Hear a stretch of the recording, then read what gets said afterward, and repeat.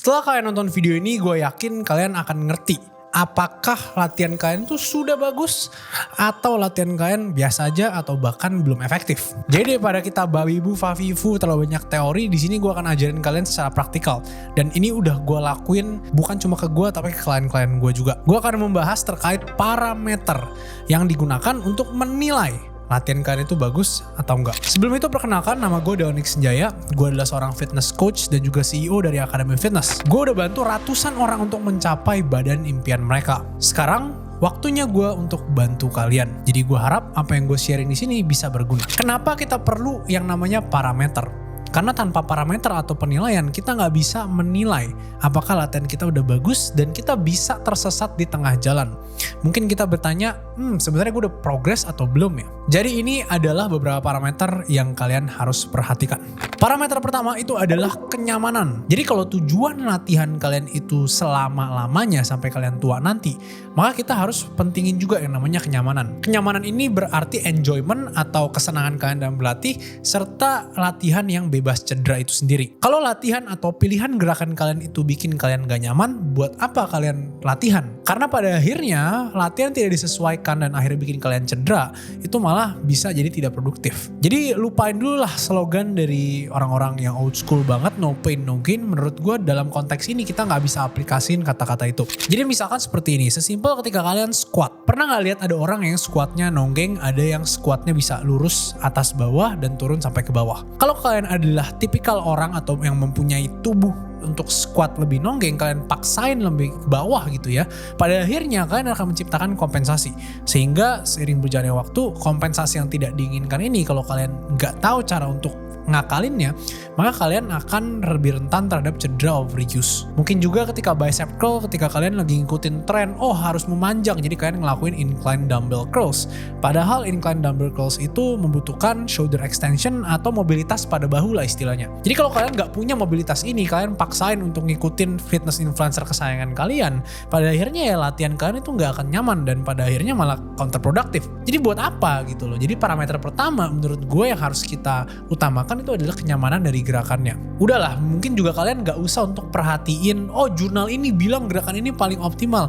Enggak, pada akhirnya balik lagi ke kenyamanan. Apakah kita mau untuk mengorbankan kenyamanan kita cuma buat 5% lebih banyak gains? Menurut gue sih, kalau untuk gue enggak. Dan itu juga kenapa klien gue itu selalu nyaman latihan sama gue, karena memang gue selalu tanyain latihannya gimana, nyaman gak, ada bagian tubuh yang sakit gak selain di otot, ada yang mengganggu gak. Nah dengan pola pikir seperti ini, gue yakin mau kalian fitness coach, mau kalian fitness enthusiast, kalian latihannya akan jadi jauh lebih baik dan juga jadi jauh lebih efektif karena kalian juga jadi enjoy gitu. Parameter kedua itu adalah gimana penampilan kalian dan juga apakah kalian sudah progressive overload. Jadi parameter kedua ini itu lebih panjang untuk kita amati. Karena gak mungkin dalam 1-2 hari kita lihat ada perubahan pada badan kita. Mau even kalian pakai roid atau pakai PED sebanyak apapun 1-2 hari kan gak akan terlalu banyak perubahan gitu loh. Jadi sebelum itu kita harus tahu dulu nih, kita maunya apa. Dalam hipertrofi atau pembesaran massa otot ya, itu kita maunya adalah ya massa ototnya makin gede. Jadi pertama kita secara looks atau penampilan at least ada perubahan. Jadi itu kenapa gue saranin kalian foto penampilan kalian, ukur lingkar lengan kalian, ukur lingkar paha kalian.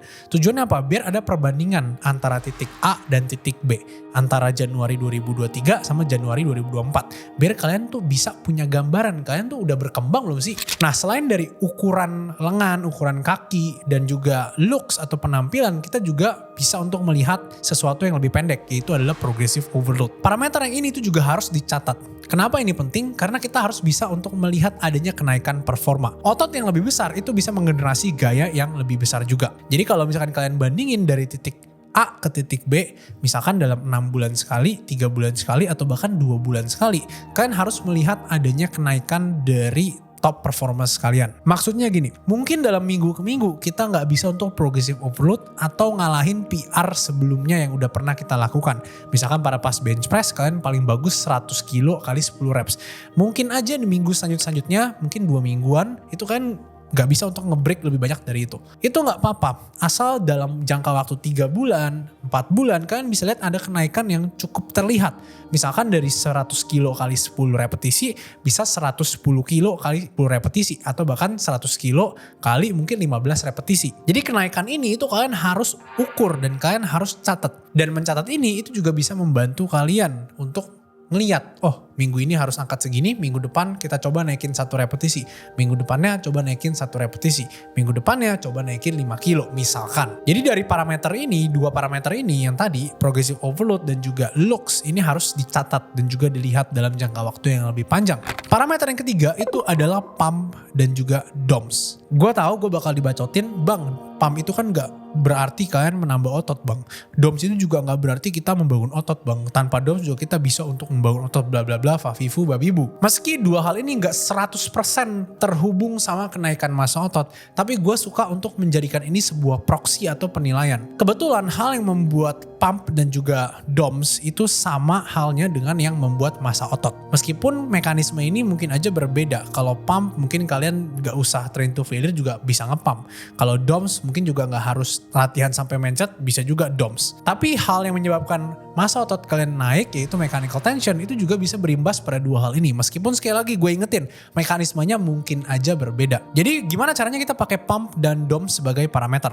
Pump itu kita bisa lihat setelah latihan pumpnya gimana. Apakah oke, apakah lebih dari oke, bagus banget, atau nggak ada pump sama sekali. Kalian bisa catat pump ini per sesi ya. Jadi misalkan minggu pertama rasanya pumpnya biasa aja, minggu kedua, 3, keempat pumpnya jadi lebih enak. Itu at least menggambarkan kalian udah ke arah yang benar. Selanjutnya itu adalah DOMS. DOMS atau misalkan gue bilangnya disrupsi pada otot. Kalau disrupsi otot itu berarti setelah kalian latihan kalian ngalamin kayak tangan kalian tuh pegel ya. Jadi contohnya sekarang nih gue habis latihan triceps tadi ya. Ini triceps gue sekarang lemes banget.